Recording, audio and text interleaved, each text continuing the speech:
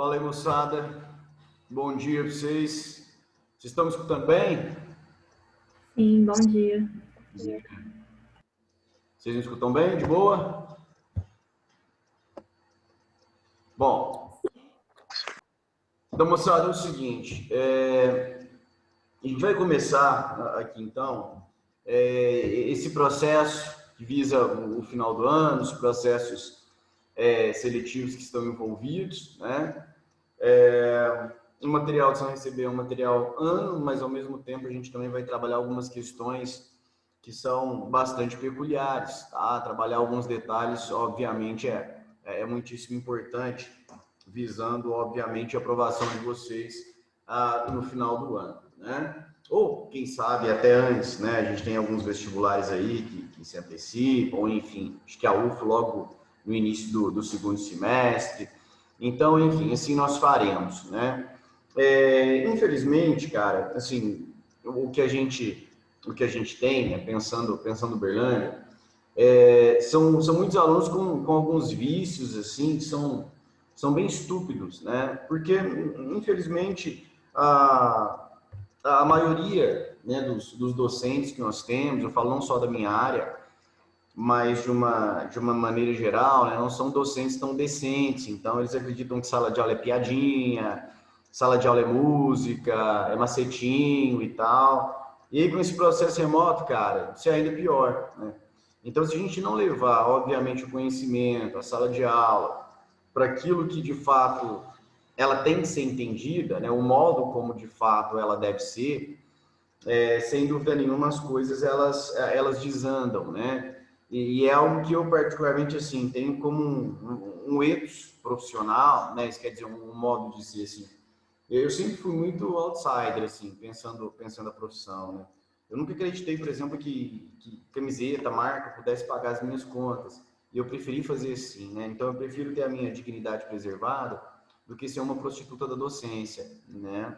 É claro que assim o nível de prostituição daqueles que são professores da rede privada. Eu assumo minha parcela de erro, né? Uma vez que a gente sabe que no Brasil é um abismo intransponível entre classes mais abastadas e classes menos abastadas, né? Infelizmente isso é fato.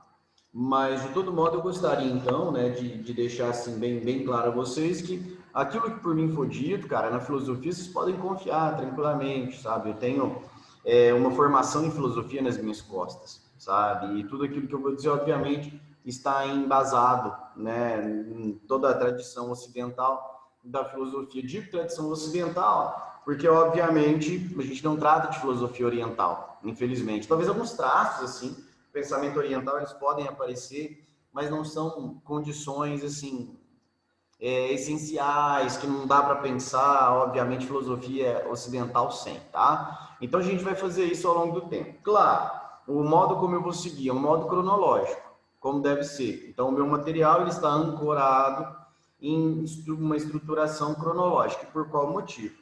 Porque você não consegue entender um autor contemporâneo sem passar primeiro para aqueles autores, né, que obviamente deixaram um legado na história da filosofia. É algo que muitas vezes, cara, me deixa até assim, puto, sabe? Eu fico emputecido com isso. Porque você pega aí como que eu posso dizer assim, de uma maneira educada, né? Uns imbecilóides, assim, né? Para não dizer coisa pior, uns mentecaptos, né? Que às vezes quando você usa o termo mentecapto, talvez eles não sabem o significado, né? Então que possamos chamá-los de fato de mentecaptos. E aí, cara, muitos desses cidadãos, assim, né, principalmente aqueles da arte da escrita, né, que são muito mais repertoristas do que professores, eles acreditam que dá para você entender o autor assim, deslocado, né? Exatamente por esse motivo que eles pagam um pau para autor assim, que é um zero à esquerda, né? Tipo um Bauman da vida. Bauman não é nada, Bauman é um bosta, né? Claro, se comparado a mim, ele é um grande pensador, mas comparado a mim, sou um bosta, né? Agora, se a gente pegar a tradição da filosofia, não é nada, né? E os caras idolatram, porque Bauman isso, porque Bauman, porque não conhecem, porque não entendem o Heráclito. Então, se eu não consigo entender o extraordinário, eu vou para o banal, né? E assim, o que a gente tem que fazer não é entender o banal, a gente tem que entender o extraordinário. E a filosofia traz exatamente esse desassossego, sabe? Então, assim, cara, tem muita coisa envolvida, né? Quando eu penso para vestibular, por exemplo, cara, isso depende muito mais do aluno, Veja bem, isso depende muito mais do aluno do que do professor. O professor é fio condutor. Só que, infelizmente, né, tem muito professor que acha assim, que é popstar, né? É o indivíduo que chega numa aula de véspera e fala, não, porque eu sonhei. Ninguém sonha com questão, pelo amor de Deus. Né? Assim, larga de ser idiota. Né? Assim, subestimar muito a inteligência de alguém. Ninguém sonha com questão. É trabalho, é isso. Você pega vestibulares, por exemplo, tem manual do candidato. Quando você pega um Enem, que tem uma certa recorrência, você consegue trabalhar com uma linha de segurança pensando na prova.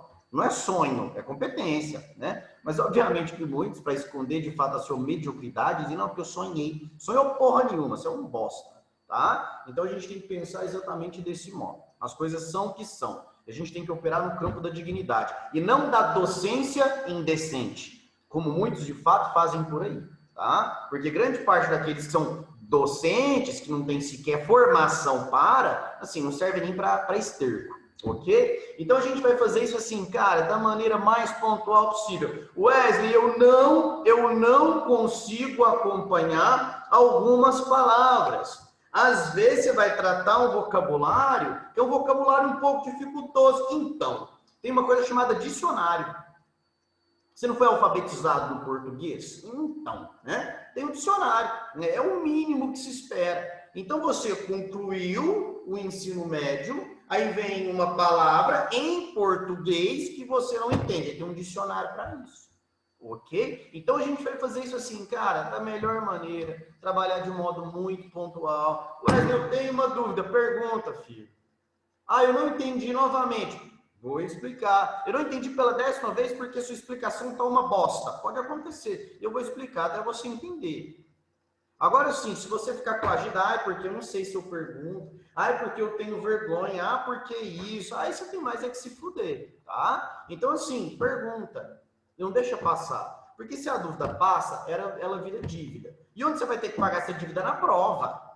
E se você não consegue quitar a sua dívida na prova, você vai voltar para vestibular, que não é o melhor dos ambientes. É uma terra sem lei. Né? Então, assim, faça isso, né, da maneira mais digna. Tenha uma certa organização intelectual. Bote tudo no papel. Acompanhe a aula. Tenha postura. Isso faz total diferença. Ok?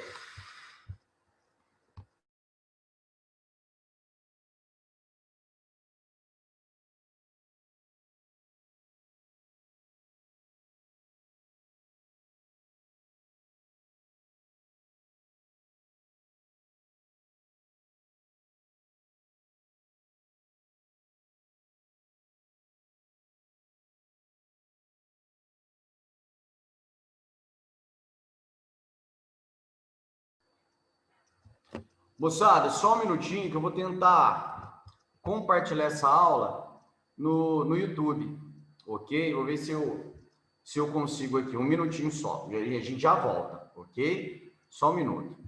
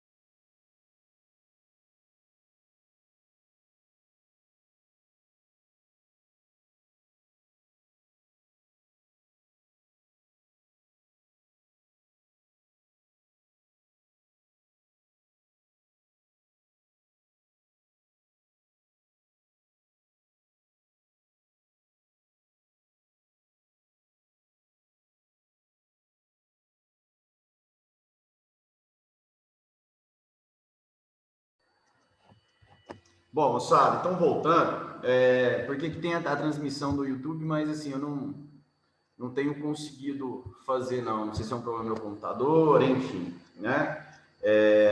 Mas, bom, voltando. Então, a gente vai seguir esse processo, né, normal. Então, a gente vai seguir a cronologia. Eu não vou trabalhar tema específico, a gente tem que seguir cronologia. Isso, de fato, é razoável, né? É o bem feito. Então, é o que a gente tem que, de fato, seguir. Tudo bem? Então, vocês vão receber o material. Eu já vou projetar aqui, tá? Algumas imagens para que a gente possa, então, começar o nosso trabalho. Tudo bem? Então, olha aí, vocês estão vendo essa projeção aí, né? Então, vocês têm o seguinte, dá só um ok aí no chat, vocês estão enxergando de boa a projeção. Tá tudo certo? Beleza, beleza. Então, vamos. Ó, então é o seguinte, aí, né, uma escola de Atenas para a gente poder inaugurar. Então, vamos lá, olha.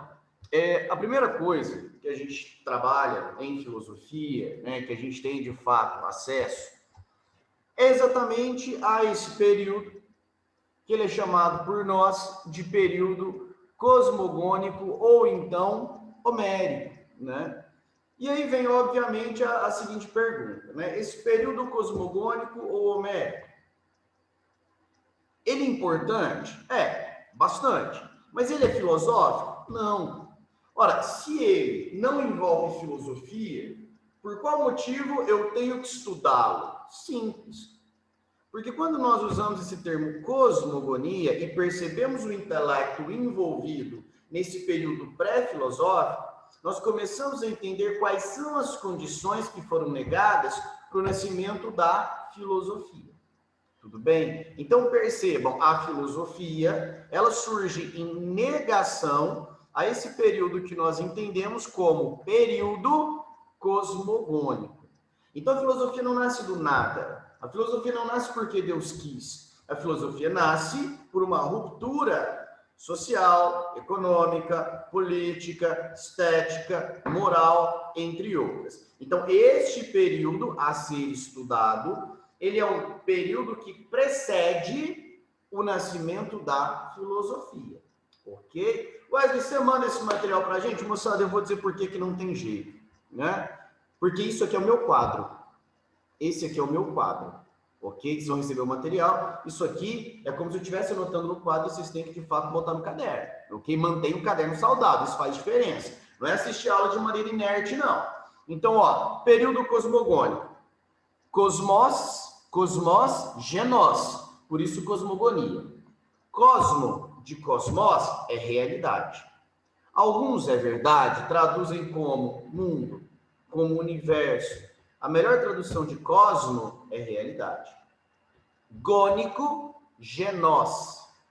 Genós, deixa eu ver aqui, parece que tem alguém solicitando a entrada. Deixa eu ver, só um minutinho. Bom, e aí genós, então, veja bem, né? Nada mais é do que realidade.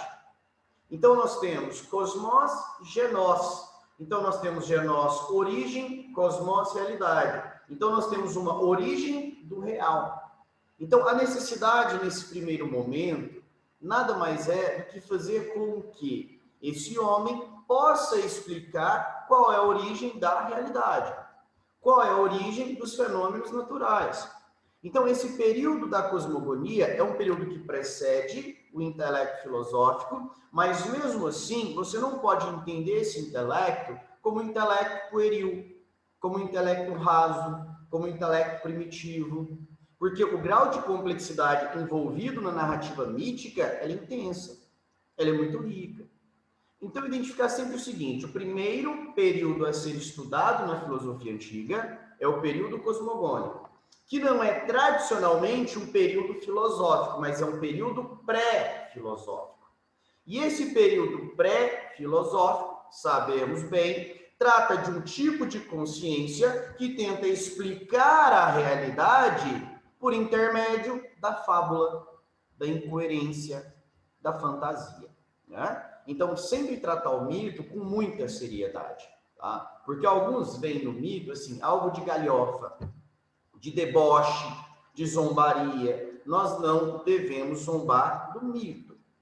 Porque, obviamente, a mitologia foi uma primeira tentativa rica e complexa, é verdade, mas despudorada de razão, para tentar explicar a realidade.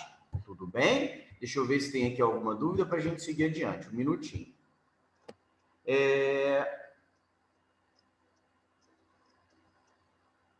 Letícia, beleza? Tudo bem? Eu coloquei para gravar aqui. Eu tentei entrar pelo Internet Explorer. Eu até mandei a imagem para o Lênin, assim, da mensagem que eu recebi. Aí eu resolvi, de fato, gravar a aula aqui. E assim que terminar, aí eu passo a gravação para o YouTube. Combinado? Beleza? Obrigadão pelo retorno, Letícia. Valeu. Moçada, então olha só, essa é a cosmogonia, né? Agora, o que a galera tem que ficar atenta em relação a esse processo, né? Qual é a ideia do mito?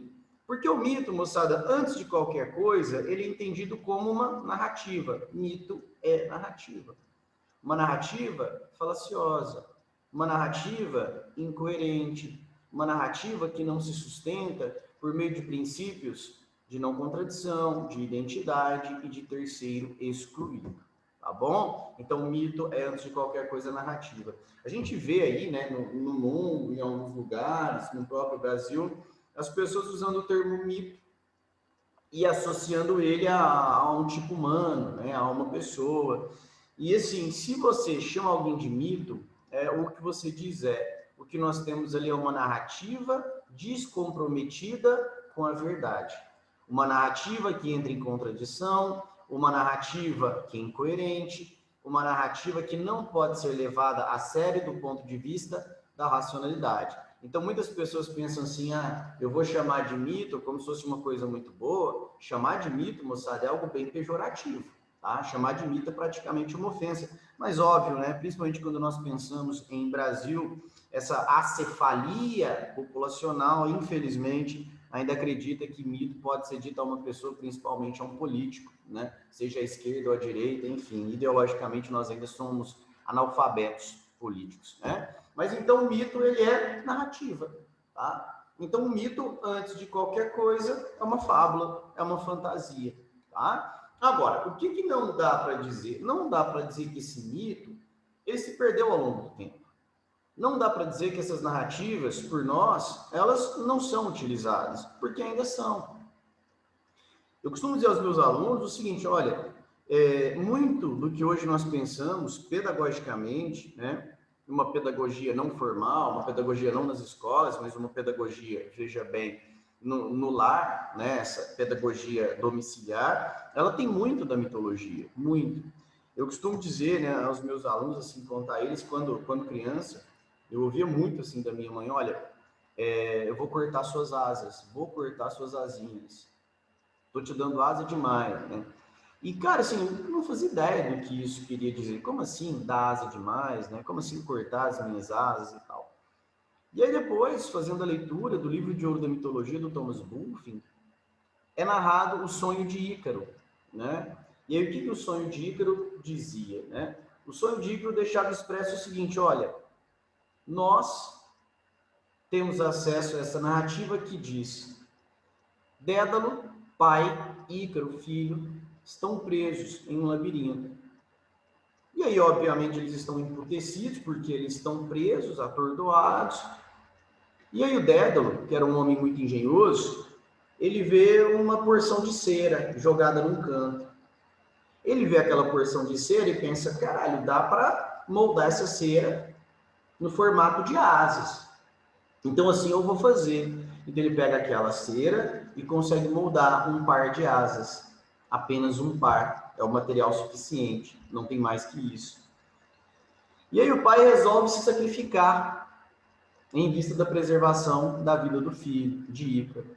Então, Dédalo pega essas asas, entrega para o Ícaro e diz o seguinte, Ícaro, essas asas são as responsáveis por te tirar desse labirinto. No entanto, essas asas são de cera.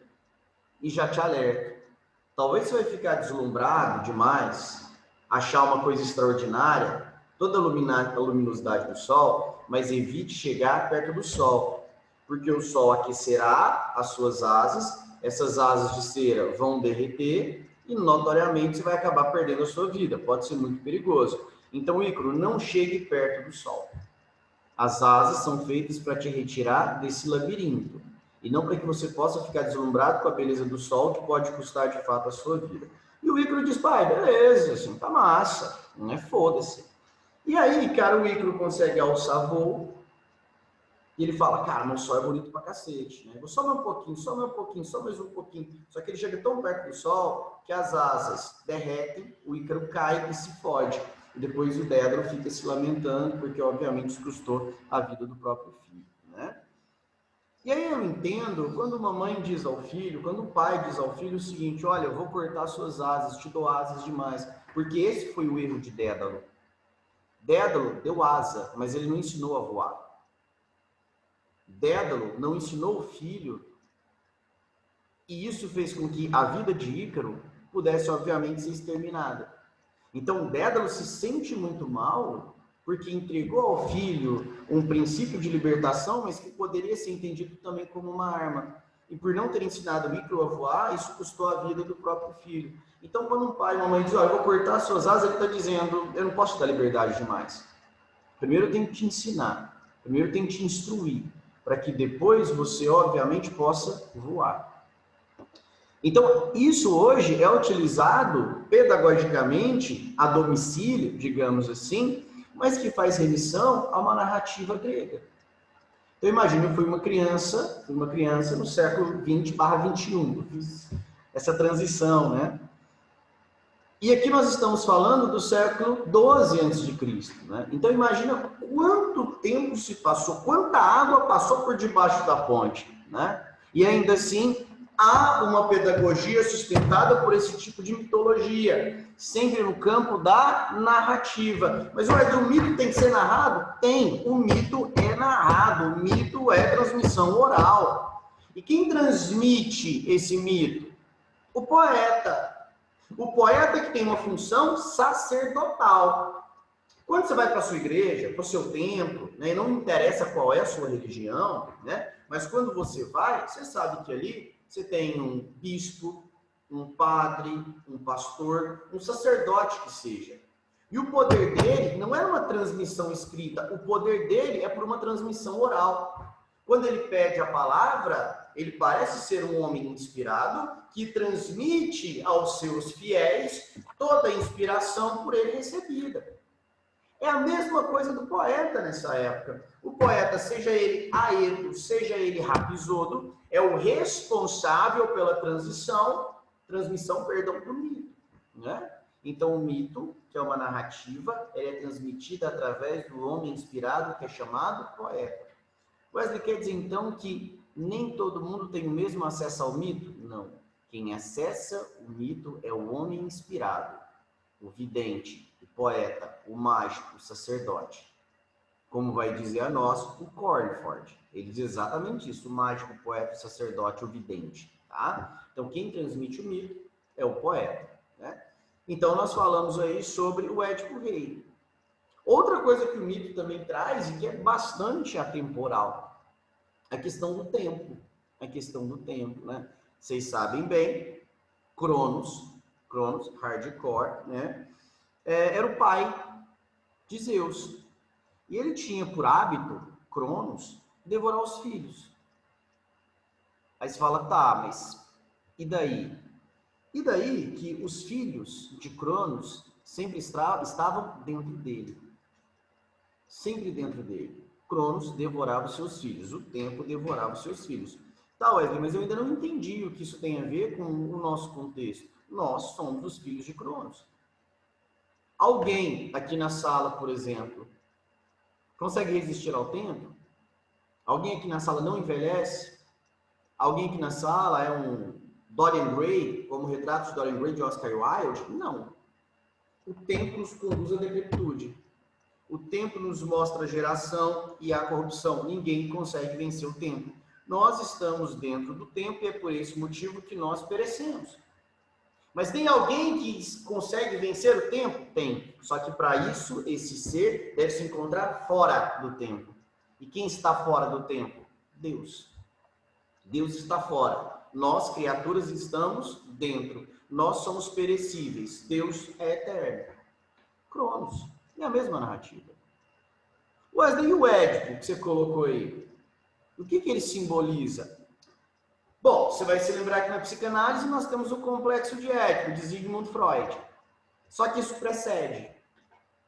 Dentro dessa cosmogonia, dentro dessas narrativas, nós temos então o Édipo Rei de Sófocles. E o Édipo Rei de Sófocles mostra uma marca determinante do mito, o determinismo. Ou seja, o homem, ele não tinha autonomia sobre a sua própria existência. Tudo o que acontecia era dado por uma certa previdência divina. Wesley, como isso funcionava? Então eu vou narrar para vocês, primeiro, o Édipo Rei de Sófocles, e depois a gente vai tomar trocar uma ideia sobre isso, que é o seguinte.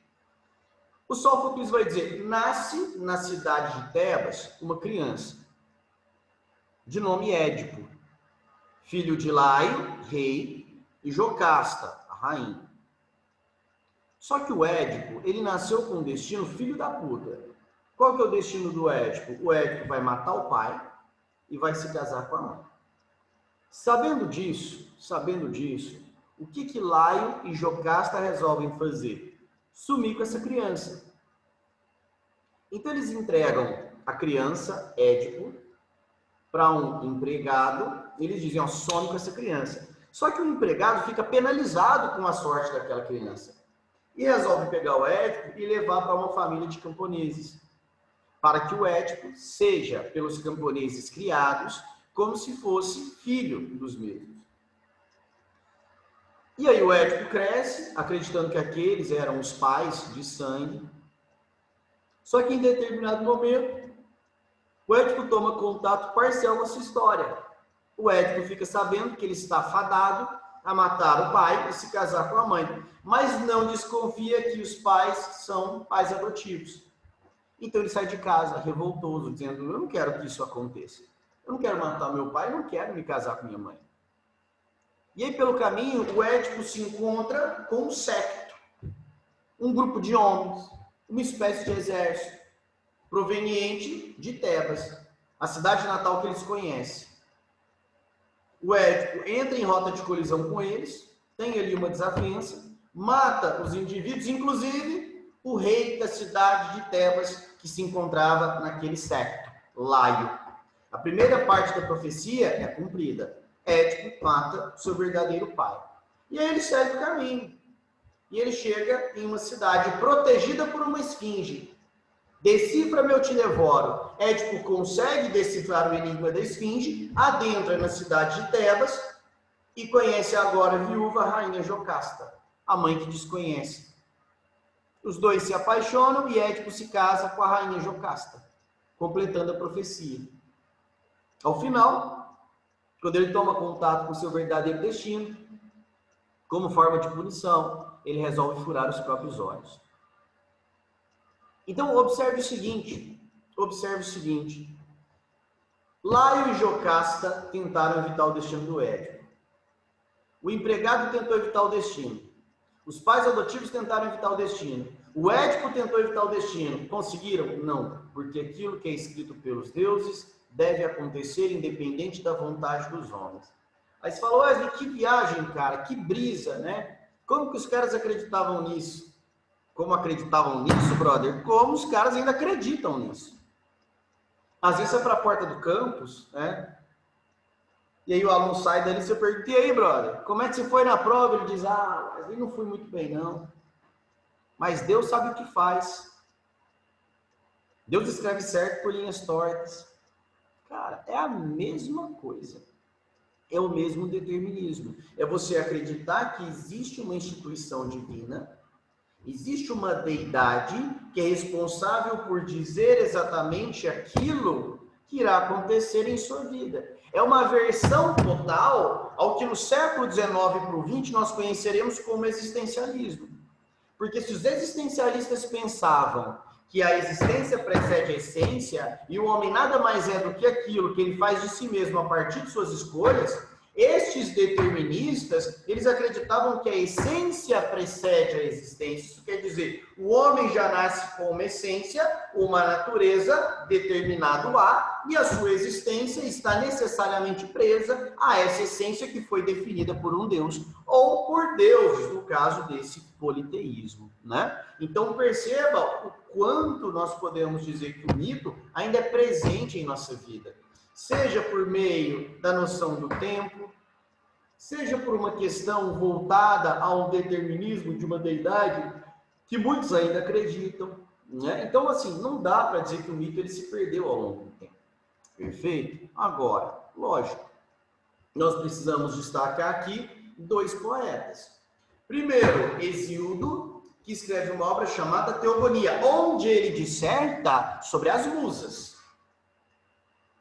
Hesíodo, Teogonia, Theos, Genós. Genós, origem, Theos, deidades. Então, é origem através das deidades, dos deuses. Só que nós temos aqui um nome mais famoso, que é o nome de Homero.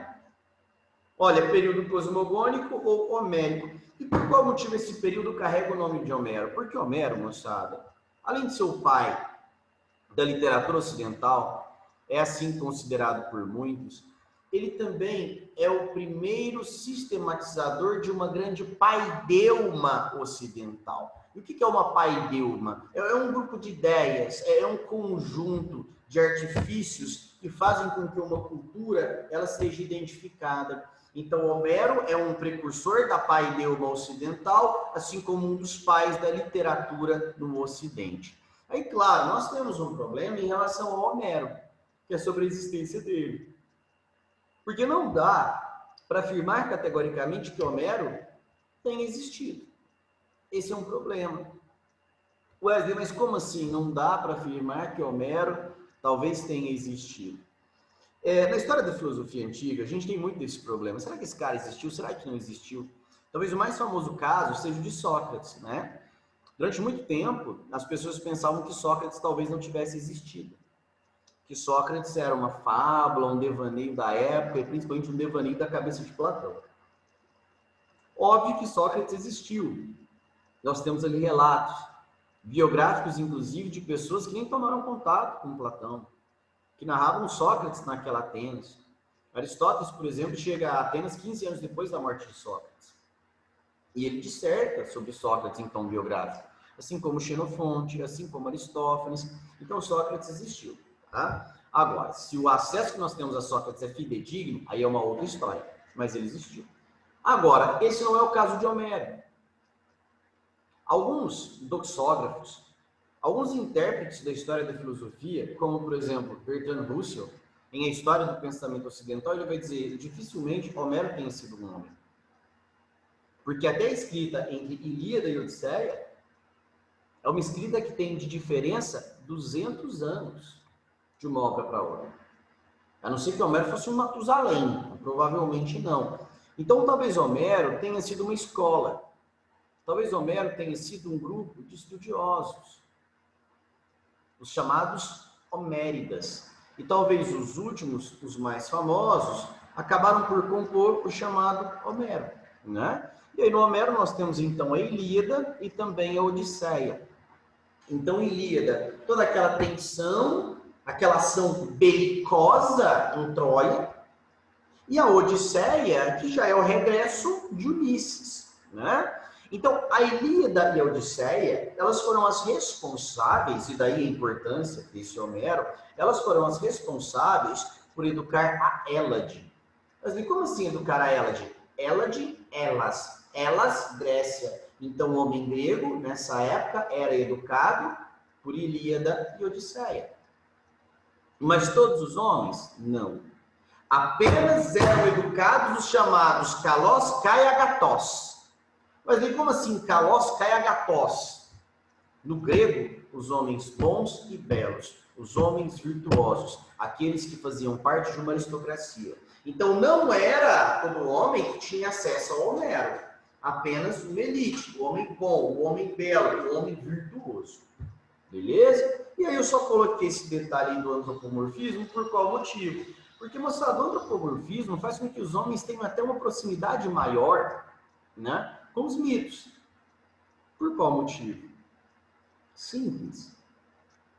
Se você diz que um Deus tem a sua imagem, se você diz que um Deus tem uma forma humana, isso faz com que você se aproxime do mesmo. E é o que eles faziam. Então nós tínhamos deuses que inclusive se relacionavam com homens na crença deles, que davam origem a semideuses.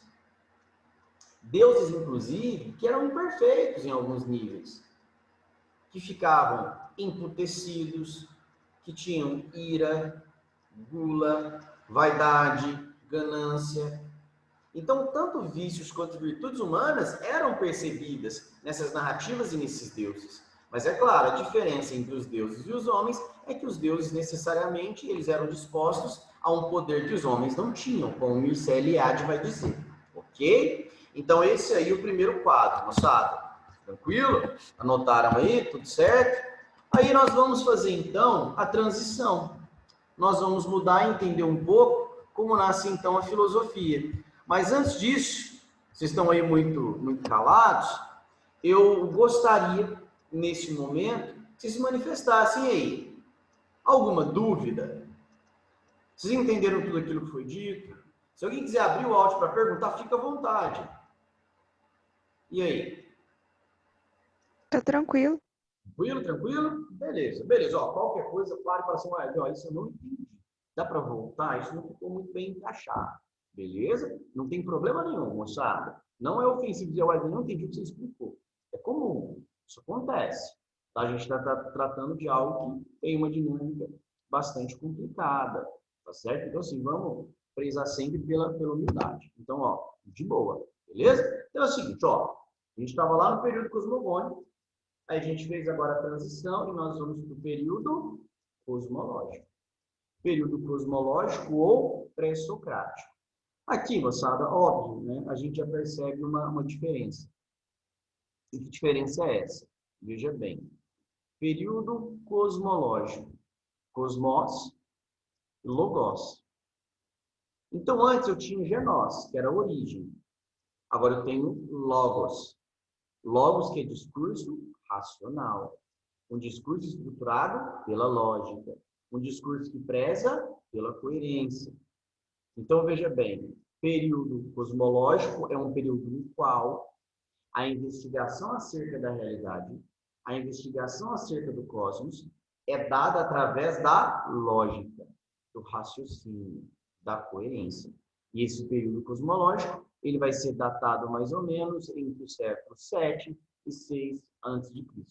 Esse período cosmológico também chamado de pré-socrático. Aí, nós temos um problema em relação a esse termo pré-socrático. Tá? Mas aí, que problema é esse?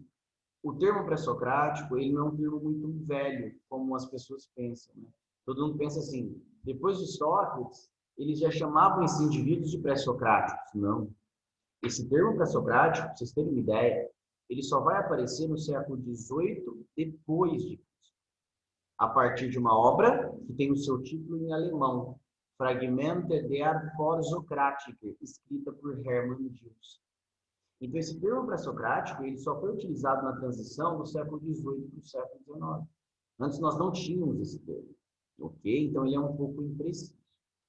Esse período cosmológico ou pré-socrático, assim dito vulgarmente, né, ele vai ser caracterizado pelo surgimento da filosofia. Mas, moçada, para que a filosofia possa surgir, alguns fatores eles são necessários. Né? Como eu te disse, a filosofia não nasceu porque Deus quis. A filosofia não nasceu por acaso. Ela nasce porque ela é fruto de fatores sociais, políticos, econômicos, estéticos, morais e assim sucessivamente. Então, quais foram as transformações responsáveis pelo nascimento da filosofia? Quais foram os fatores que possibilitaram a transição do mito para o logos, do mito para a filosofia? Vocês têm elencados aí quatro fatores. E eu vou pedir até para que vocês adicionem mais um. Ok? Então, dá uma olhada. Primeiro, a polis. Você sabe o que é polis? Polis, cidade-estado. A filosofia é filha da polis. Disso vocês sabem, embora alguns acreditam que a filosofia seja muito mais filha da puta do que filha da polis, né? Mas, enfim, ela é filha da polis. A polis é uma cidade-estado. Essa cidade-estado, ela possui uma autonomia econômica, jurídica, política, diferente do que hoje nós, por exemplo, percebemos, né? Então, assim, Uberlândia é uma cidade, mas não uma cidade-estado. Uberlândia não tem uma autonomia econômica, jurídica, política, se pensarmos, por exemplo, o Brasil. Se você, né, vai aí num bairro distante, lá em Araguari, você vai perceber que a legislação é a mesma. Legislação de trânsito, Constituição de 88, nosso Código Penal, é o mesmo. Ou seja, não há uma diferença quando pensamos política, estrutura jurídica e estrutura moral entre Uberlândia e Araguari. Por qual motivo? Porque nós estamos submetidos à União, à República Federativa do Brasil. Então, toda cidade do território brasileiro está disposta economicamente, juridicamente e politicamente à União. Beleza.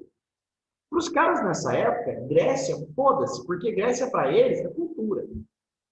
Mas quando eles pensam a terra, a estrutura política, jurídica e econômica, eles se ligam a polis. E aí, infelizmente, tem muito aluno, cara, e até muito professor, que desqualifica esse sentido da polis. Seja professor de história, de filosofia, enfim. Acreditando que tanto faz falar o nome do autor com a polis na frente. Cara, isso é essencial. Isso é essencial. É por isso que eu sempre vou falar Tales de Mileto, Pitágoras de Samos, Sócrates de Atenas, Aristóteles de Estagira. A polis, ela diz muito sobre o cidadão nessa época. Um exemplo disso. Quando eu afirmo esse pensador nasceu em Eleia.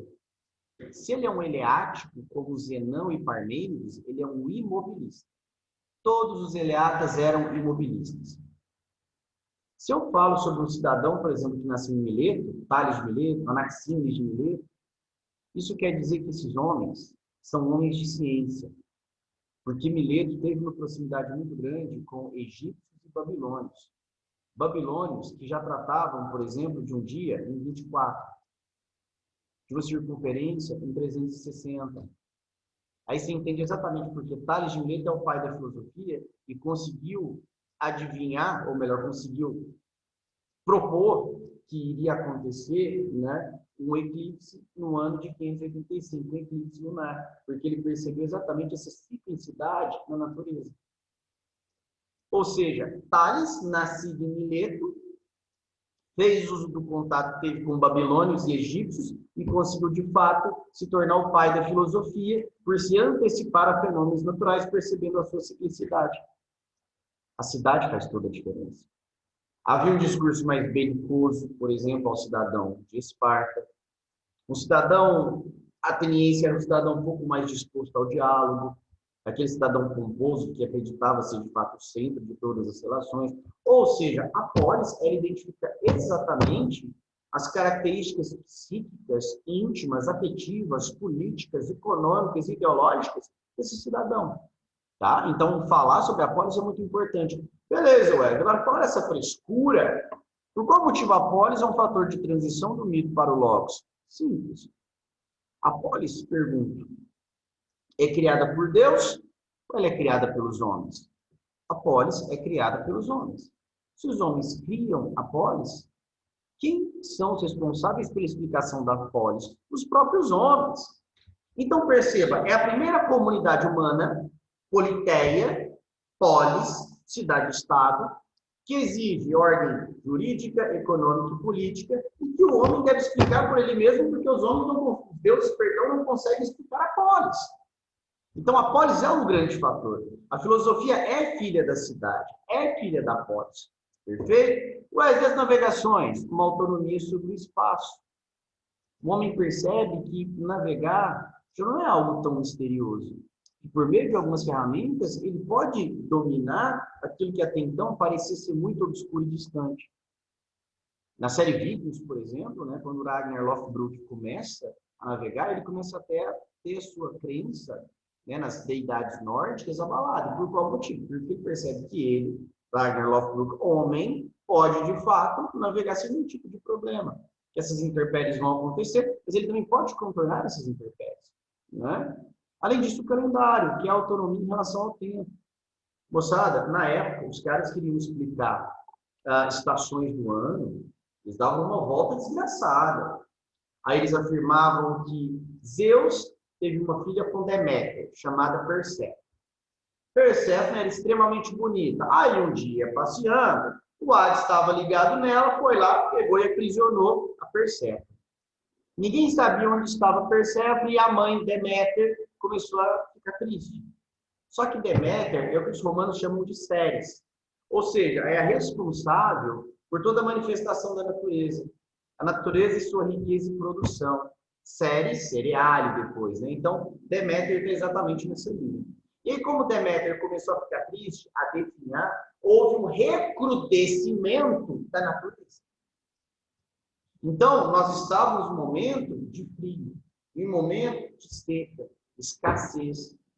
Zeus, o gerente, toda aquela estrutura, digamos assim, né? Gerente é ótimo. O Zeus fica preocupado com isso e vai procurar Perséfone. E ele vê que Perséfone se encontra com Hades. E ele fala, Hades, devolva Perséfone. E o Hades diz, Zeus, eu até devolvo, mas ela também está a fim de ficar. Perséfone tinha se apaixonado por Hades. E aí ele faz um acordo. Durante metade do tempo, a Perséfone ela vai ficar com a mãe. E a outra metade ela fica com o Hades, dividido isso em anos, imagina.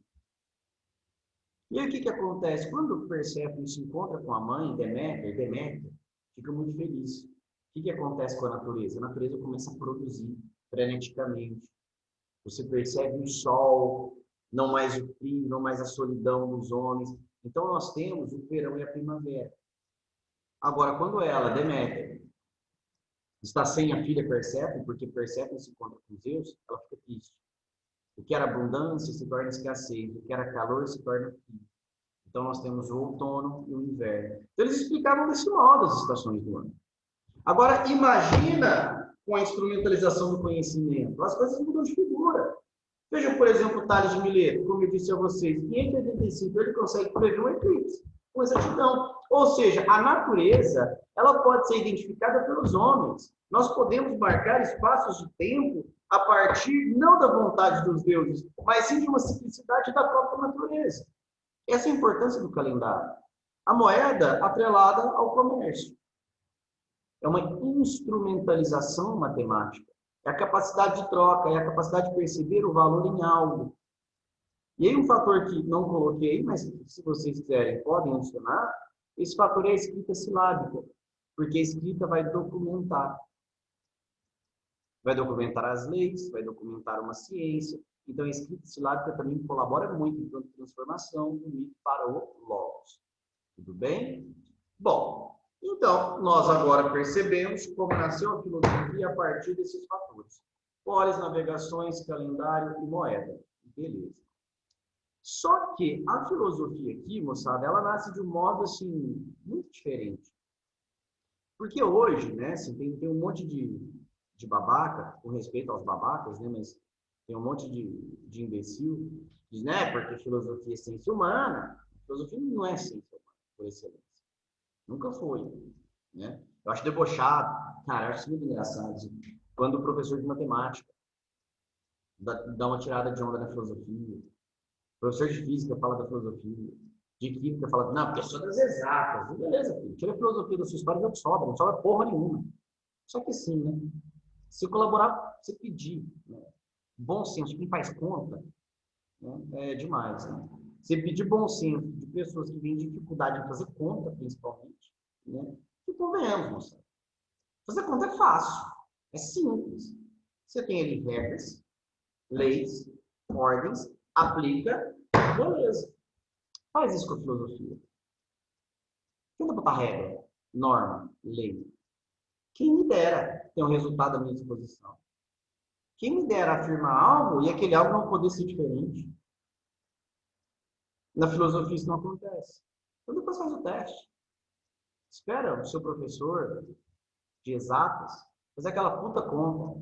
Chegou no final, você diz, mas eu não concordo com isso. Ele vai ficar puto, ruborizado, desconcertado.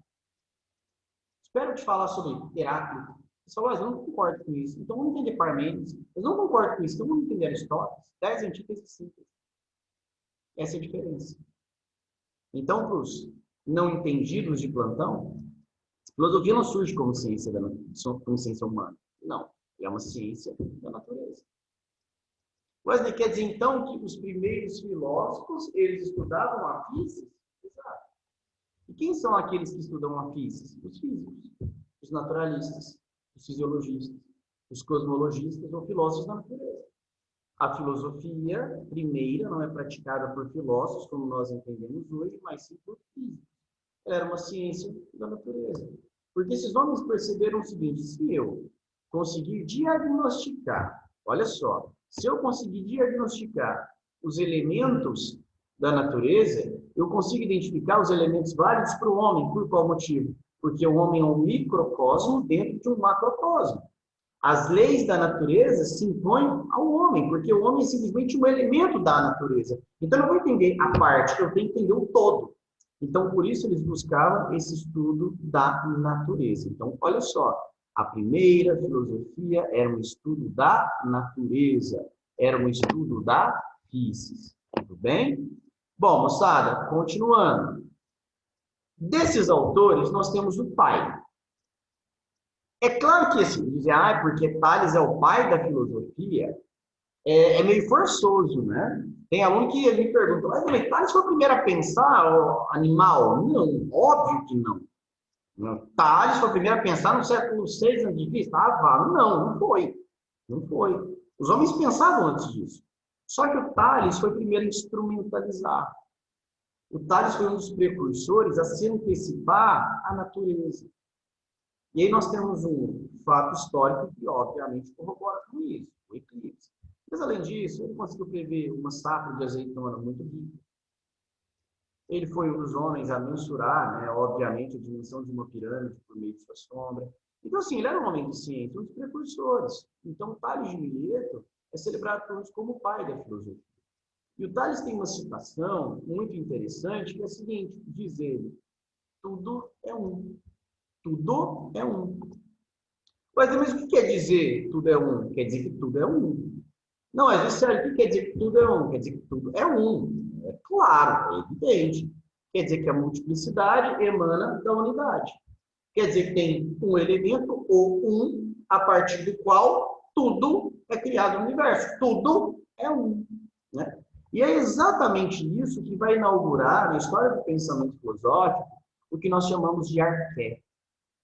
Arqué. Arqué, princípio originário de todas as coisas.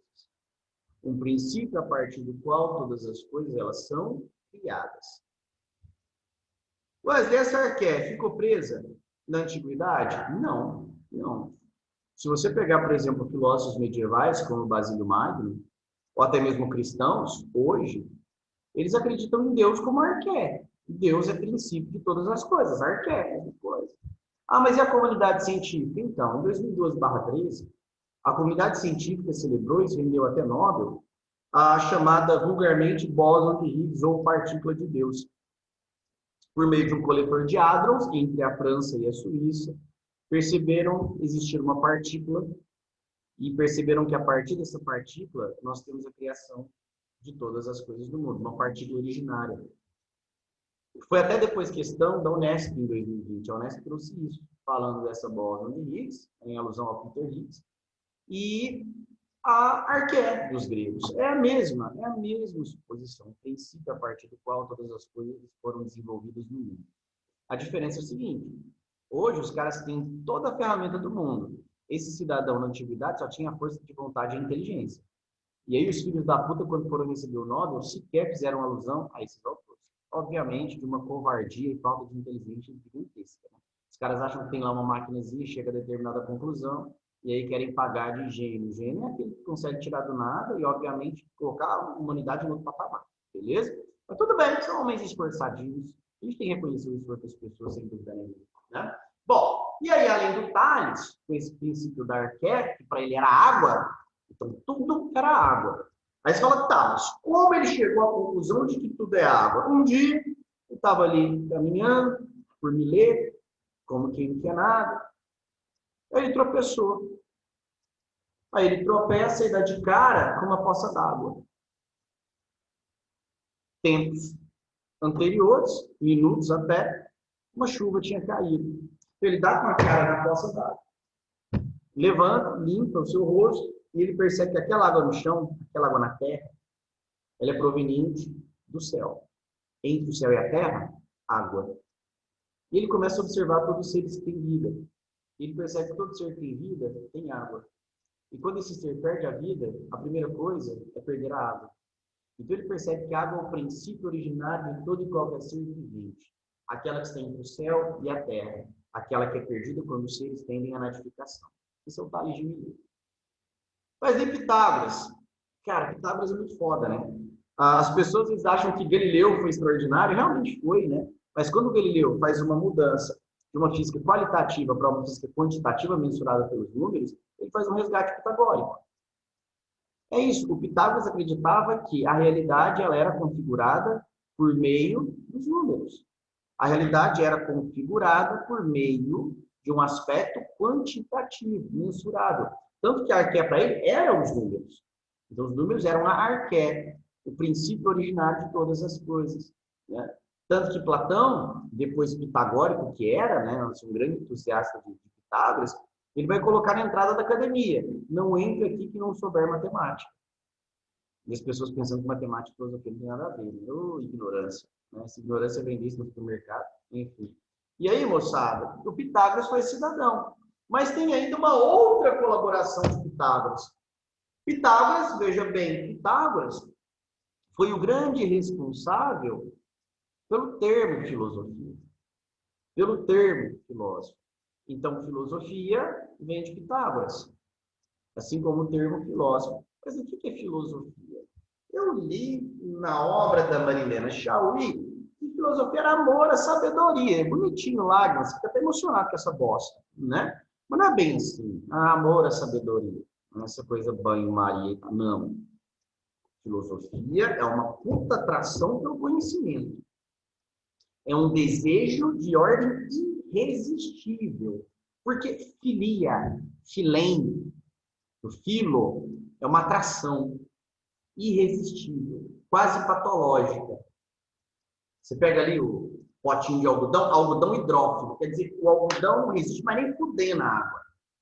É exatamente isso. A filosofia é uma busca incessante, é uma atração sem igual pela sabedoria. É por isso que o filósofo é um devoto do saber. Por isso que o filósofo é quase um doente do ponto de vista da sabedoria. Sócrates, por exemplo, chovia, cara, brutalmente. Estava ele na ágora, imutável, se perguntando sobre as coisas do mundo. Aí estava um frio desgraçado. Estava Sócrates com o pé no chão, pensando a realidade. Os filhos passando fome, a família em si passando necessidade, mas ele estava lá pensando. Sócrates, doente. Porra, Sócrates, você precisa se tratar. Você é um filósofo. Ou seja, ele buscava o conhecimento acima de toda e qualquer coisa. Ele abria mão de uma vida trivial e comum em vista da busca pelo conhecimento. Virava madrugada, virava dia, dissertando de fato das questões que são pontuais da nossa existência. Esse é o filósofo. É aquele que busca o conhecimento. E mais, o Sócrates reconhecia a própria ignorância. E Pitágoras define o filósofo exatamente nesse sentido. O filósofo é aquele que reconhece não saber coisa alguma. Porque o conhecimento total, veja bem, o conhecimento total, ele não pertence aos homens. O conhecimento total pertence aos deuses. Por isso que o filósofo ele não sabe. O filósofo é um puta do ignorante, que reconhece a sua ignorância e busca sabedoria. Tá? Então isso começa, moçada, com Pitágoras. Assim, é o primeiro a trazer essa nomenclatura. E aí eu coloquei para vocês o Demócrito por qual motivo? Porque ele já apareceu em PPL, já apareceu em aplicação comum, já apareceu na Unesp, já apareceu na Unicamp, já foi citado na UEL, Universidade Estadual de Londrina. Demócrito. O que eu tenho que saber? Demócrito é um atomista, discípulo de Leucipo. Para os atomistas, existe uma partícula que foi diminuída a sua capacidade máxima, e essa divisão já não pode mais se dar, porque nós temos agora uma partícula indivisível a partir da qual todas as coisas foram criadas no mundo. Essa partícula, o átomo. Átomos. Alfa privativo, tomo. Tomo, em grego, é divisão. A negação é aquilo que não pode ser dividido. A química hoje usa com outro significado, mas por mera convenção. Tá? É como se eu dissesse que essa parede aqui ao fundo, ela é preta. Essa ela é branca, essa não quer chamar de preta. O que a química faz com o átomo é mais ou menos isso. Ok? Depois a galera da filosofia que é louca. Mas enfim. Então, moçada, tá aí, ó. Esse período cosmológico ou pré-socrático. Um período entre os séculos 7 e 6 a.C., no qual nós temos o surgimento da filosofia a partir de determinadas transformações. Filosofia esta que é filha da polis, filha da cidade. Lembre-se da importância da polis conferida aos indivíduos. Se você quiser saber um pouco mais sobre a importância da polis, leia a Bíblia do Pensamento Ocidental. Jean-Pierre Vernant, que muito aparece com as obras As Origens do Pensamento Grego. Tá? Essa obra é indispensável.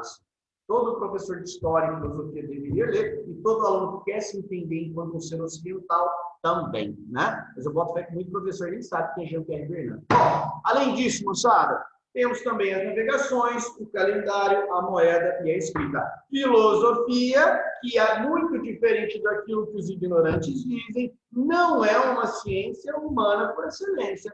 Ela surge como uma ciência da natureza. Ela surge como uma física. E aí essa natureza macrocósmica, ela vai dar exatamente sentido ao microcosmo, que é o homem. Dos primeiros filósofos, desses físicos, fisiologistas, cosmologistas ou filósofos da natureza, nós podemos identificar Tales, Pitágoras, Demócrito, Heráclito, Parmênides, Anaxímenes, Anaximandro, Anaxágoras, entre outros. E todos eles buscavam uma partícula, um princípio original de todas as coisas, que chamamos arqué. Arqué que você pode encontrar com CH, K e H, Q e U. Tanto faz, arqué, princípio originário de todas as coisas. Moçada, perguntas? Posso passar desse quadro? Todo mundo já anotou? Tá tudo certo? Se tiver alguma dúvida, vamos ver. Oi? Pode passar. Beleza, beleza. Então vamos lá. Olha só. Agora, moçada, as coisas começam a piorar um pouco, né? A se tornar um pouco mais densa, né? Por qual motivo? Ora, porque nesse momento a gente vai entrar em contato com um período ainda pré-socrático, ainda um período da fisiologia, só que uma discussão um pouco mais rica, que não é só uma discussão voltada à natureza. A discussão que nós temos agora é uma discussão ontológica. Então, veja, a discussão que nós temos agora é uma discussão ontológica. Beleza? O que isso quer dizer? Quer dizer que é uma discussão sobre o ser. Alguns vão identificar esses dois autores, Heráclito e Parmênides, né? Como assim? Os dois autores que vão romper com esses primeiros pré-socráticos e vão trazer uma discussão um pouco mais sofisticada.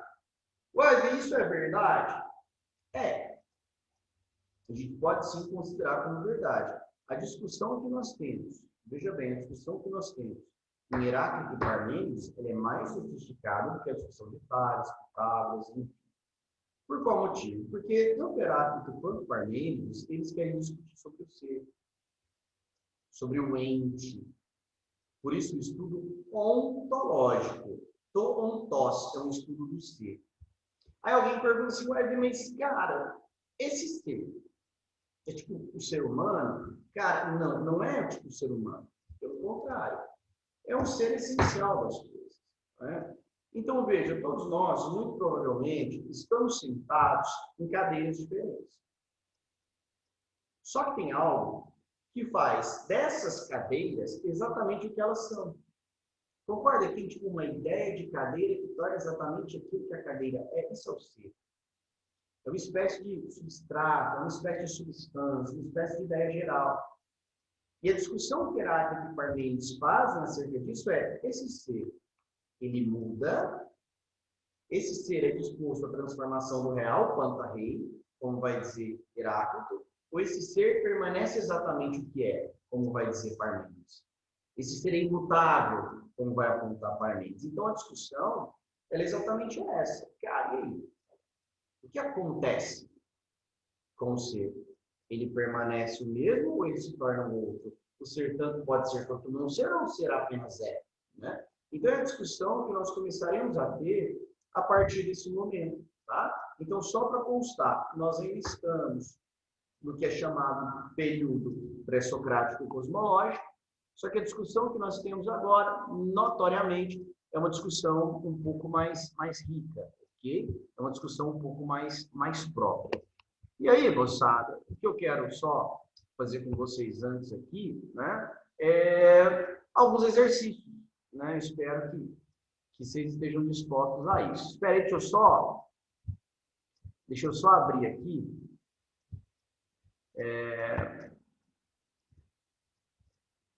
O arquivo para a gente fazer. Aqui. Um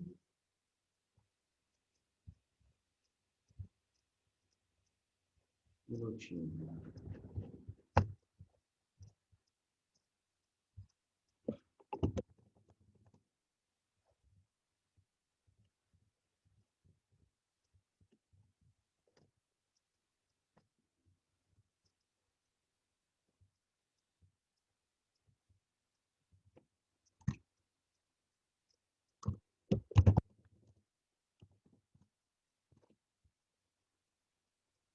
Bom,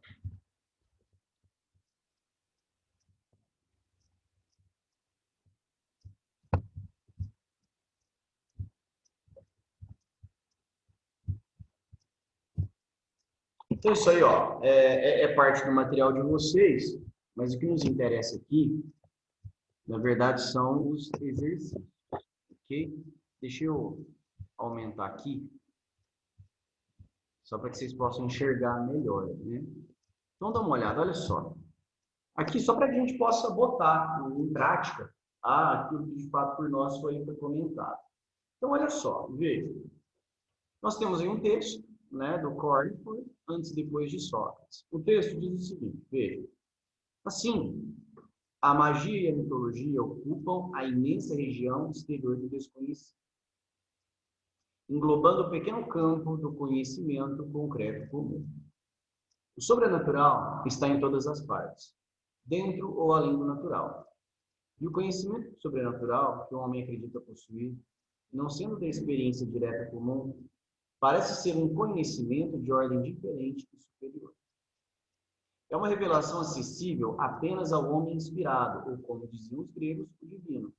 O mágico, o sacerdote, o poeta e o evidente. A gente chegou até a comentar sobre isso, né? Eu falei para você, olha, Cornford, um dos proponentes do mito noético, né? Daí ele vai dizer, olha, o que nós temos aqui, veja bem, é exatamente uma certa continuidade entre mito e filosofia. Porque há essa divisão, moçada, isso tem que ser levado em consideração, a gente não pode deixar de lado, né? Então, aproveitando esse exercício para poder falar sobre isso. Quando a gente estuda o nascimento da filosofia, é normal que alguém venha indagar, principalmente aluno de primeiro ano, se você está no ensino médio, né? Beleza, professor. Quer dizer, então, que houve uma transição do mito para a filosofia. Sim, uma transição do mito para a filosofia. Tá, a filosofia nasce no século VI a.C., mas, professor, e o mito? O que acontece com ele? Esse mito ele é abandonado? Ou esse mito é simplesmente enfraquecido? Né? E nós temos duas respostas para isso. Claro que uma resposta ela é mais sensata, uma resposta é mais razoável, né? Mas nós temos que entender as duas. A primeira proposta, a mais romântica, a mais quixotesca, a mais utópica, ela vai dizer que o nascimento da filosofia rompe totalmente com o mito. Então, o mito ele é abandonado, o mito ele é esquecido. A gente sabe que isso é forçoso, a gente sabe que não é por aí, não houve uma ruptura total entre mito e filosofia. Essa vertente ela é chamada de milagre grego. Então, o milagre grego, ele parte de uma identificação, ele parte de uma base, né, que vai expor o seguinte, olha, o nascimento da filosofia rompe totalmente com o mito. Isso é o milagre grego. O Cornford, o Jean-Pierre Fernand, né, Werner Jäger, eles já vão defender uma postura que nós chamamos de mito noético. Mito noético. O noético vem do grego nous. Nous.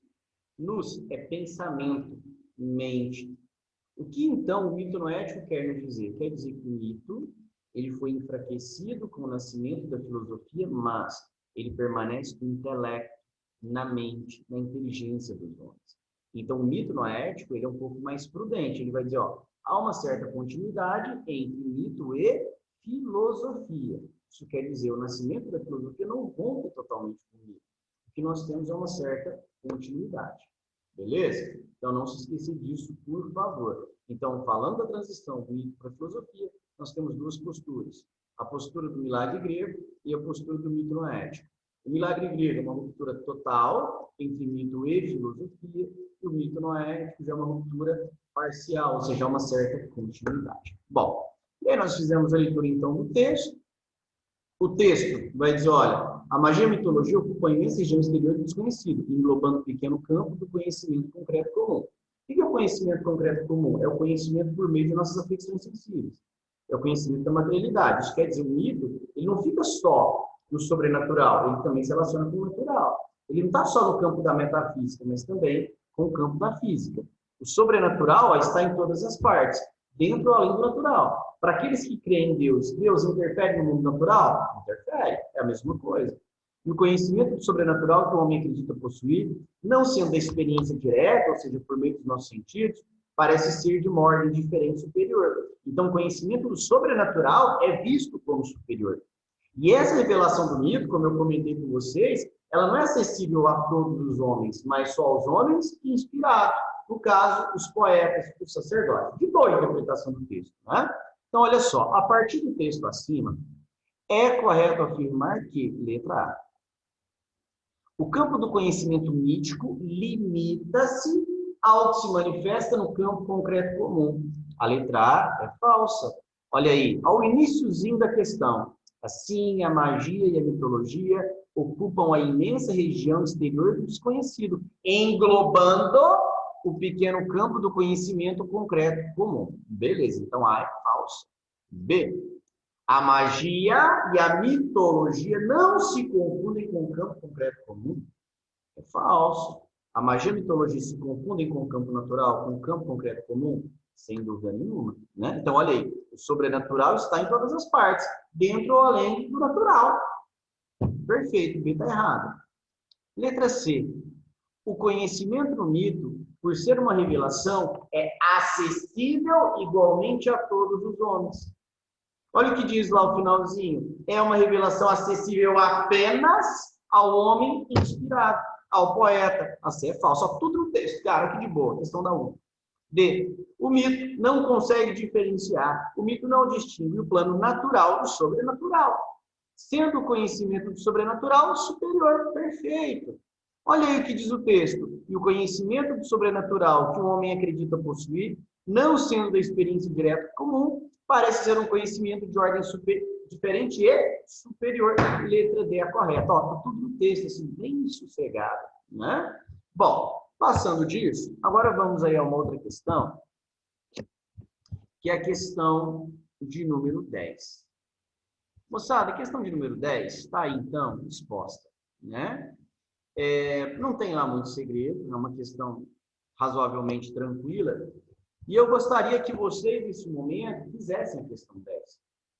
Dê uma olhada no que está exposto na tela, em cada alternativa, e me diga qual é a letra correta, pensando exatamente nessa questão de número 10. Vai, eu vou dar um minutinho para vocês pensarem.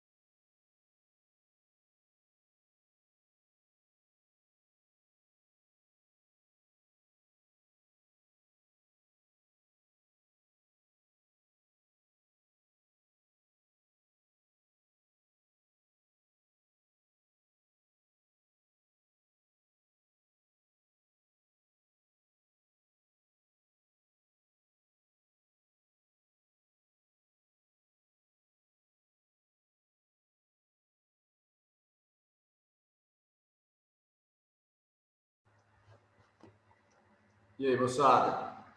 Alguma opinião? Algum posicionamento? Eu marquei A. Letra A? É. Esse, ok. Alguém mais? Eu fiquei com a C. Letra C, 2 e 4. Fiquei com a C também. Beleza. Então, vamos lá, vamos à resolução. Então, olha aí, ó. No poema Teogonia, lembra que a gente comentou sobre Hesíodo, né? No poema Teogonia, ou seja, nesse discurso que relata a origem dos deuses, as musas aparecem ao poeta Hesíodo e dizem-lhe o seguinte: sabemos dizer muitas mentiras semelhantes aos fatos, e sabemos, se queremos, dar a ouvir verdades. Então, assim, para a questão, ela não vai ser tão interessante, assim, é mais para elucidar a questão do mito, né? Então, veja bem, com base neste trecho, é correto afirmar, item 1, a filosofia assemelha-se ao mito por entender que a verdade baseia-se na autoridade de quem a diz. Vamos lá. Moçada, a primeira coisa, as pessoas sempre se perguntam, né, cara, entre mito e filosofia, só tem diferença? Não. A gente tem também semelhança entre mito e filosofia. E que semelhança é essa? Cara, tanto mito quanto filosofia desejam dissertar sobre a origem da realidade. Então, veja só, tanto mito quanto filosofia desejam dissertar ou investigar a realidade. Só que há uma diferença entre mito e filosofia. Por mais que elas possuam a mesma finalidade, ou seja, a mesma teleologia, mito e filosofia necessariamente possuem atributos metodológicos totalmente diferentes. Enquanto a filosofia ela tem um apelo muito grande à lógica, à razoabilidade, ou seja, não contradição, identidade terceira excluída, ela é sustentada pela razão, o mito não. O mito aceita contradição, o mito aceita incoerência, o mito não se importa com atributos lógicos, então há essa diferença entre eles. A outra coisa também é o seguinte, o mito, ele depende do poeta. Então, sim, no mito, a verdade baseia-se na autoridade de quem a diz, no caso do poeta, né? Porque é o homem inspirado que traz uma verdade exposta à narrativa mítica, tá? E a filosofia? Ela depende do filósofo? Ela depende da autoridade? Não. Até porque o filósofo reconhece sua própria ignorância. Se a filosofia repousa na razão, isso não depende do homem específico, no caso do poeta, porque todo homem é racional. Então, diferente do mito, onde todo e qualquer cidadão é inspirado, aliás, que apenas os poetas são inspirados, na filosofia, todo e qualquer cidadão possui razoabilidade. E assim, a filosofia não depende do poeta, não depende do sacerdote, não depende do filósofo. A filosofia repousa em si mesma, ou seja, na racionalidade. Então, a 1 ela é falsa. 2. No mito, há espaço para contradições e incoerências, pois a verdade nele se estabelece em um plano diverso daquele em que atua a racionalidade humana. Moçada, no mito, espaço para contradição? Sim. Incoerência? Também. Eu gosto muito da definição do astrofísico brasileiro Marcelo Gleiser, né? Em um programa antigo, cara, eu não vou lembrar o nome não, mas era um programa que passava na Bandeirantes, assim, tipo, domingo, depois do Fantástico, embora o Fantástico fosse na Globo, mas assim, né, depois do horário do Fantástico, na Bandeirantes. E aí tinha ali uma entrevista, nessa época o João Dória, governador de São Paulo, até era entrevistador, e eles perguntam ao Marcelo Gleiser sobre Deus. E aí a resposta do Marcelo Gleiser era o seguinte, cara, assim, Deus, ou o nosso Deus, a nossa crença, ela está repousada em um Deus das lacunas, né? Ou seja, o que isso quer dizer? Quer dizer que tudo aquilo que a razão não consegue explicar, tudo aquilo que a razão não consegue, né, por um processo de razoabilidade dizer, nós recorremos ao mito, nós recorremos a um Deus, nós recorremos a uma crença. Então quer dizer que o mito, ele se prende à lacuna, à falta. Ou seja, aquilo que a razão não consegue preencher, o mito preenche. Mas por meio da fábula, do discurso mágico, de uma narrativa falaciosa, enfim, né? Então, você tem contradição no mito? Tem. Você tem incoerência? Sim. Lacunas? Muitas. Uma vez que a verdade no mito estabelece um plano diverso, diferente, daquele em que atua a racionalidade humana. Perfeito, porque a racionalidade humana se importa com a lógica. O mito, cara, tá cagando pra lógica, foda-se. Então a 2 é verdadeira. 3. O mito entende que a verdade é, por um lado, uma conformidade com alguns princípios lógicos. Ora, se o mito atua num plano diverso daquele em que atua a racionalidade humana, o mito se preocupa ou deve estar em conformidade com alguns princípios lógicos? Não. A verdade para ele tem que ser dita em conformidade com o real? Não, porque ele se supera e consegue atingir até processos que são metafísicos ou sobrenaturais. Então a 3 ela é falsa, ok? E aí por fim nós temos a 4. Olha só. A crença e a confiança no mito provém da autoridade religiosa do poeta que o narra. Batendo sono aí, né, moçada? Mas, ó, a 4 diz, a crença e a confiança no mito provém da autoridade religiosa do poeta que o narra. Então, assim, a 4 é verdadeira, é muito daquilo que nós comentamos, né? Então, veja bem. O mito é acessível a todos os homens, como a gente viu lá no texto do Cornford? Não, o mito não é acessível a todos os homens. Há um homem inspirado, e a ele é dado a palavra do mito. O resto é conversa fiada, o resto não se leva em consideração. Então, a confiança no mito, sim, provém da autoridade religiosa do poeta. Seja o poeta Aedo ou então Rapsódo. Do poeta que o narra, sim, porque mito é narrativa. Então, a 1 é falsa e a 3 é falsa, verdadeiras 2 e 4. Então, a letra correta para essa questão de número 10 é exatamente a letra C, ok? E que façamos um combinado ao longo do ano, né? Olha só, errar em questão que nós estamos aqui fazendo, cara, é esperado. É, inclusive, ótimo que isso aconteça, para que você possa retificar o erro e não errar mais. Carreguem-se, inclusive, para os simulados. Os simulados, você não tem que se preocupar em acertar, você tem que se preocupar em errar. Né? Eu vejo muito isso, cara, em aluno que vem para plantão, né? O aluno chega e, tipo assim, eu errei isso, errei aquilo. Cara, maravilhoso, é isso que você tem que fazer. Porque se você erra e você vai tentar consertar o erro, você não vai errar depois. Então, o simulado serve para isso. O simulado não serve para você acertar, ele serve para você errar. Tá? Então, que assim vocês de fato pensem, tá? Então não tem problema nenhum de errar. O que não pode de fato acontecer é exatamente um processo no qual você fica mimado, acreditando que só o que você acerta é o que de fato você tem que estudar. Né? A gente estuda os pontos fracos. Aquilo que é ponto forte é ponto forte. A gente sabe muito bem como funciona. Tudo bem?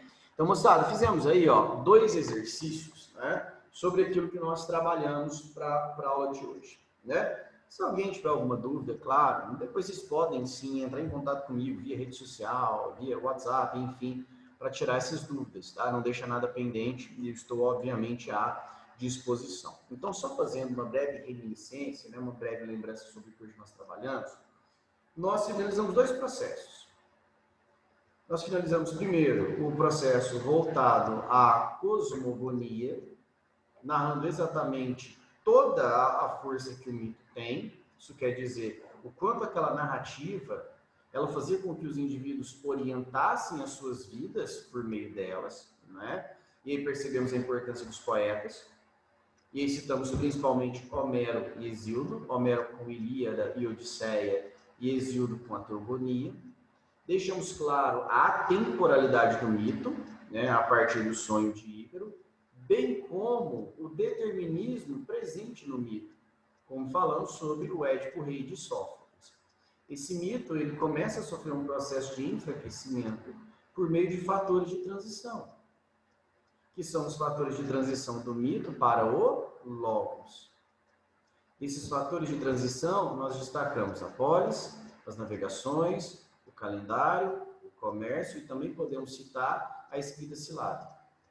Então, a filosofia nasce filha desses fatores. E aí se faz uma pergunta.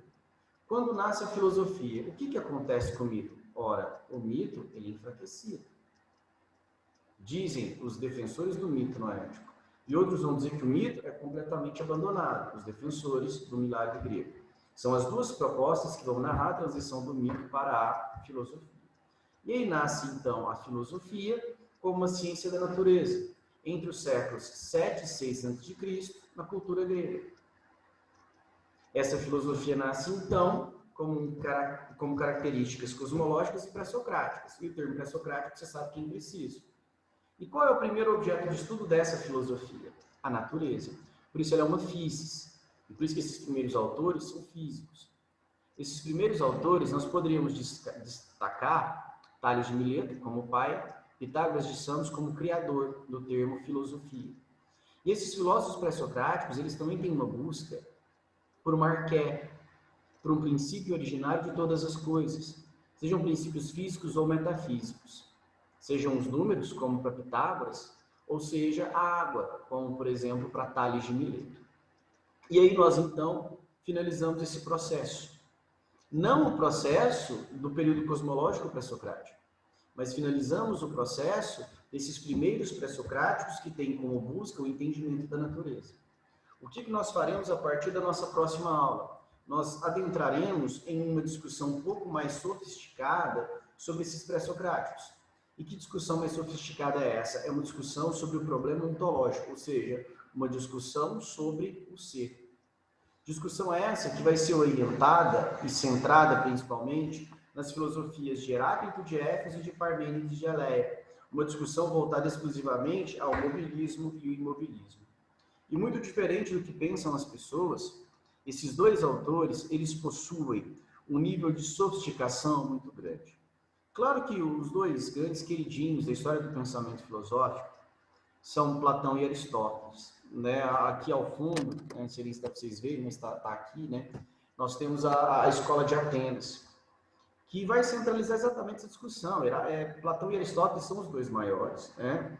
O Whitehead, ele até dizia, nós somos anões sustentados nos ombros de gigantes. Né? Perdão, Bernard de Chartres. Né? O Whitehead é o que vai dizer que depois de Platão, só nota de rodapé. Então, Bernard de Chartres vai dizer isso, olha, nós somos anões suspensos nos ombros de gigantes. Quem são os gigantes? Platão e Aristóteles. Eu concordo em certa medida com Bernard de Chartres, mas eu acho que não existiria todo o poder e toda a força de Platão e de Aristóteles se não fossem Heráclito e Parmênides. A discussão dos dois ela é muito intensa. O Heráclito é um dos precursores da dialética. O Parmênides é um dos precursores da metafísica. Nós sabemos que não é possível pensar a história da filosofia sem metafísica e sem dialética. Palavras que praticamente se confundem com a própria história da filosofia. Então eu peço a vocês uma atenção muito grande a esses autores. Vocês dediquem estudo a eles, porque eles são muito importantes. Não só por conta das questões que podem aparecer, mas principalmente o quanto eles vão influenciar os autores que estão por vir. Então Heráclito e Parmênides, assim, é um estudo muito importante. Alguns professores trabalham Heráclito e Parmênides, cara, assim, em uma aula. 20 minutos para cada tá massa. A gente vai ter uma aula para Heráclito e uma aula para Parmênides. Assim, eu não vou abrir mão dessa dignidade, sabe? Porque para mim fazer isso seria rasgar o meu diploma, rasgar a minha informação. Tudo bem? Chegamos então ao 12h40. Então, por aqui nós ficamos. Eu espero que a aula tenha sido proveitosa. Eu espero que vocês tenham entendido aquilo que foi por mim exposto.